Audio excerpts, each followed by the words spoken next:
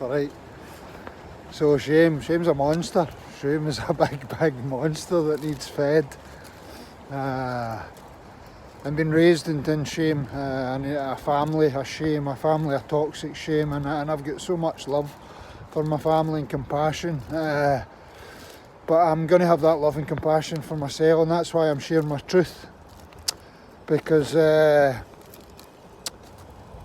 was taught not to bring shame in my family, or that's what we're kind of conditioned to. Don't bring shame on the family. But when you're raising a family of shame, you only bring shame upon yourself.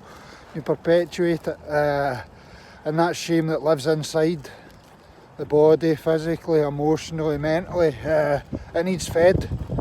It needs fed. So I fed my shame in a multitude of ways, but mainly through warped relationships with the feminine, being unable to connect with women in any way other than through sex. And like, I'm laughing but I was age 19 and I think I was about just turned 19, and within the space of a week I get told I had 2 women pregnant.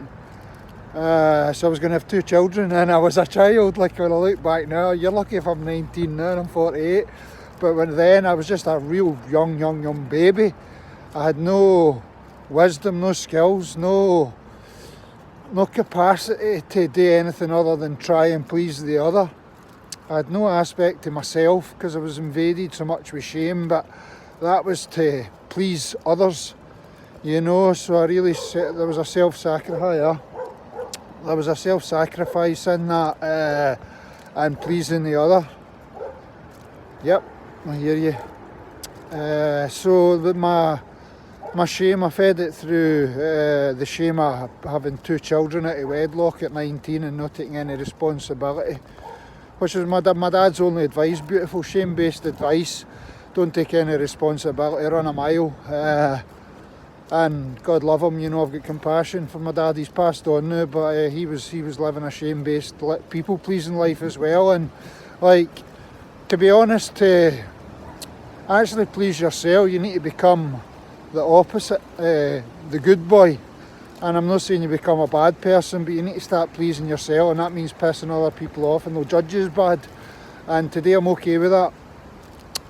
I realise I maybe don't look at the camera as much. 2 reasons. One, I'm walking on a path, and 2, probably a bit of shame. So I need to start talking to yous and know the planet, and that's what I've done. When you've got shame, you don't look people in the eyes. You don't have the confidence or the capacity to look into people's eyes because you've got so much shame living inside you, and you're trying to hide that monster that needs fed.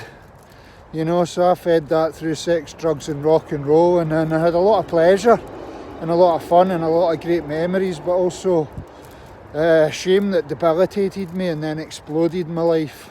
The shame explosion, I'll call it, at 44, when I split a relationship up through anger, and it was actually a shame-based relationship. I was relating through shame on a level, codependency, and the monster of shame has tentacles.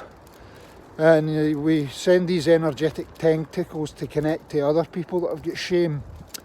And bingo, there's your codependency. There's your relationships, people that are in toxic relationships and can't get out of them. There's your people that connect and instantly they're in love with each other within 2 minutes, and it's actually a connection of shame. So these energies, like, there's people who can see these energies that actually invade into other people's bodies as well. It can be felt on a subtle level, you know, that's the intuition. So people with shame will kind of push people away, and what it is, that person's maybe not got shame in their system, and they'll feel the shame in the other, and it'll just repel them because it's quite like I've said before, it's a shitty, sticky emotion. It's dark, it's like a sludge inside in your energy field. It's like a big heavy sludge, shame. And you ask her, and I'm going to be brutally direct and sound quite harsh to a lot of people, but I don't care, because we're in a fucking society that's riddled with shame and based on shame and controlled through shame. But you look at these big fatties, you know, that's just a pile of shame. God love them. You know, I've got compassion, and I've specialised in helping people lose loads of weight, you know, tens of stones in themselves. And the reason that they did that was through focusing on relieving the shame. You know, weight loss is an emotional journey. It's not a physical thing. It's not a diet and an exercise thing, and that's why 98% of diets fail, because they focus on the physical. But it's actually an emotional thing, it's a mental thing. And I seen a woman lose a dress size in an hour once by sharing something that she hadn't shared that had happened in her childhood. She'd never shared it with anybody, and we sat in a session in a studio in Lanark, and within an hour, and she opened up to me and told me something she'd never told to MD before, and I kid you not, like, it's fascinating. We've not got any clue of reality, but this woman lost the dress size in that session. No diet, no exercise, she wasn't throwing up, puking her guts up to lose the weight, but she shared something she'd been ashamed of for her childhood, and her body transformed in that very hour. And that's why weight loss, the weight loss fails, you know, and we've got a society, certainly most people are overweight, and it's shame. Shame's the fuel that's been fed, you know. Sugar's a poison, and so many people are addicted to sugar. It's the biggest poison in society today, and what they're feeding is shame. You know, they're feeding the monster of shame through eating sugar. And I don't like beating the fatties, you know. I use tobacco. I've got the same addiction in another way, so I'm not any better than people that are using sugar. I don't use sugar as a drug, I use tobacco, and that feeds shame.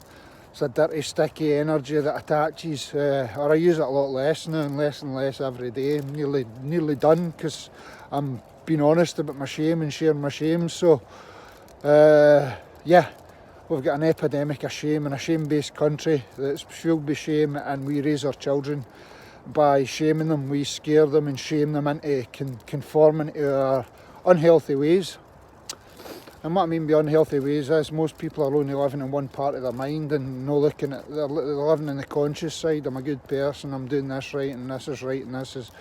But we've got an unconscious part of our mind that's much, much bigger, and that's where the shame lives. So when we start to do work on ourselves and look into our unconscious, we'll meet that shame, and that's how people I work with in weight loss have such success, because they go into their unconscious mind and look at the shame and address the shame, and that helps them lose the weight, you know, and naturally they want to eat healthier. So there you are. Started having my shame of having 2 children. I've actually got 3 children out of wedlock, and maybe a lot more, having lived in Tenerife. And actually, looking back now, excuse me, I've had the finances. I'm going to have a lot more children. This planet needs more beings, and for my consciousness and my point of perspective now, I would like to have more children and raise them, if I've got the finances, without shame. You know, I'm sure there'll be some shame in my kids that didn't have a father around their mother, but actually in a way I don't know if that's a necessity now. I think the father definitely needs to be there for the children, but I don't necessarily think they need to be with the mother, but they need to be empowered, healthy, honourable, and live in integrity, which is, I'm trying my damnedest today, and I've lived a life of shame, so that doesn't live there. But anyway, owning my shame, sharing my shame, hopefully allows me to become that man. Aye, much love to you all, see ya.